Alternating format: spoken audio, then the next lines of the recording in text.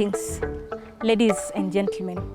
Today I would like to tell you a story about surrogate male goats in indigenous goat breeding systems in Kenya.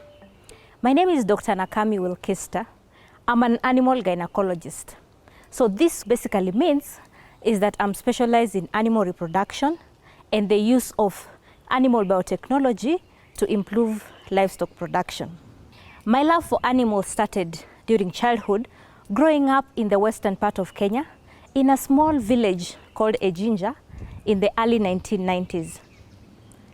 I used to help my mother to tend to our 2 cows. These 2 cows were tiny in size, gray in color, and had huge humps.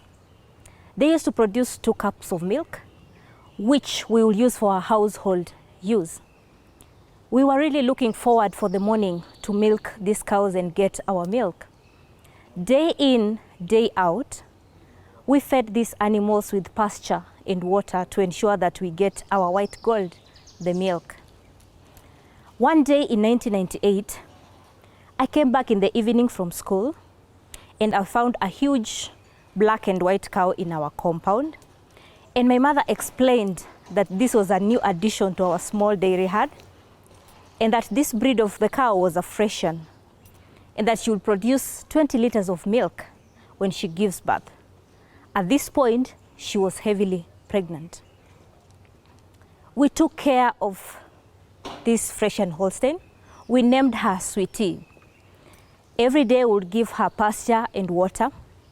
My mother built for her a house whereby in the evening she will get in the house and we will lock it. And in the morning we will let her go and graze and ensure she had enough water. We all loved Sweetie and looked forward for her to give birth and give us the 20 liters of milk for our daily use. After a couple of weeks, one day we woke up to very sad news. Our Sweetie was lying down on the floor. We tried to move her legs, but they were very stiff. My mother then called a veterinarian who pronounced her dead. And the veterinarian told us that she had died out of tick-borne diseases and that the Frisian was very much susceptible to tick-borne diseases and not adaptable to the local conditions. It was such a gloomy day for all of us. Fast forward 9 years later, with the encouragement from my mother, the love for animals, and the pain of losing our Sweetie, I enrolled for a degree in veterinary medicine at the University of Nairobi. I later specialized at master's and PhD level in animal gynecology and livestock reproductive technologies. During my practice as a veterinarian, the problems that livestock farmers like my mother face have become very clear. The farmers are keeping low producing animals because of poor genetics. And some of those animals like Sweetie are not adaptable to the local conditions. But what do these farmers want? They want more milk and more meat. To address this challenge, myself together with other scientists from International Livestock Research Institute are generating genetically edited surrogate male goats. These goats have been rendered incapable of producing their own semen, but once they are transferred with semen producing cells, they can then start producing semen of high genetic value.